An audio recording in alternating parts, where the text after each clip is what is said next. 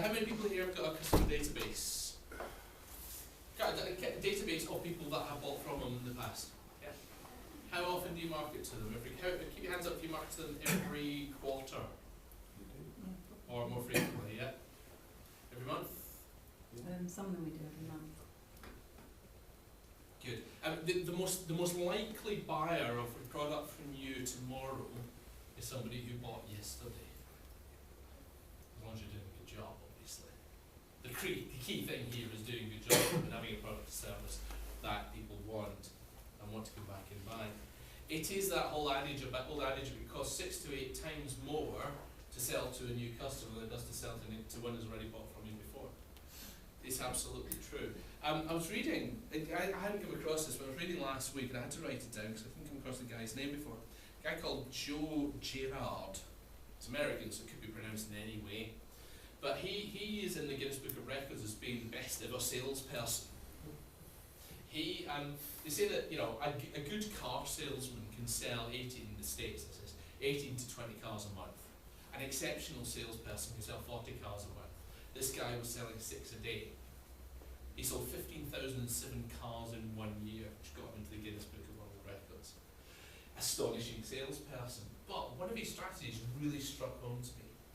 And it was, excuse me, he realised that people replace a car every 2 or 3 years.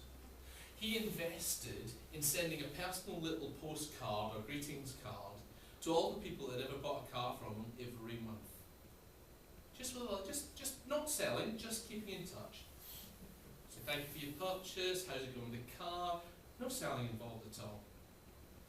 It cost him over a 3-year period, but $36 he reckoned.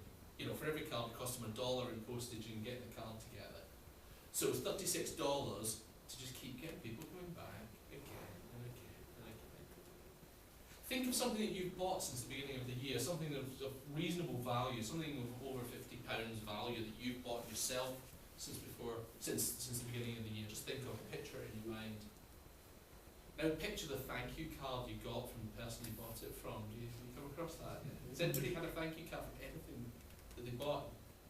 But that whole thing about sending a card afterwards, how often does it happen? It doesn't. What's the impact when it does? It comes back to that thing about participation. If you try it, you might not get a result. If you don't try it, you're guaranteed not to get a result. Try it. Particularly thinking about large-scale purchases, things of value. Send something. Get my catering client. We did that after a wedding.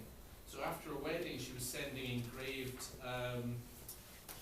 champagne flutes 2 weeks. So after the honeymoon, so 2.5 weeks later, the wedding couple would get an engraved champagne flute, saying, with thanks from Tolland Catering. And that worked fantastically as a referral source. But then, I think you've got the divorce parties. I was going to say, you can go for. you're not going to get a lot of repeat business. Basically double it, don't you? Because you get the repeat business, you get the wedding, then you get 2 divorce parties, 2 remarriages, and but you used to get birthday parties, and their parents were doing 60th parties and all sorts of things like that. So it's a great way to get more business. So think about how you're communicating. How often are you communicating with your existing customers? If you've got a customer database and not using it, it is possibly one of the most valuable assets you've got in the business. Start using it. Market at least every quarter to your existing customer base.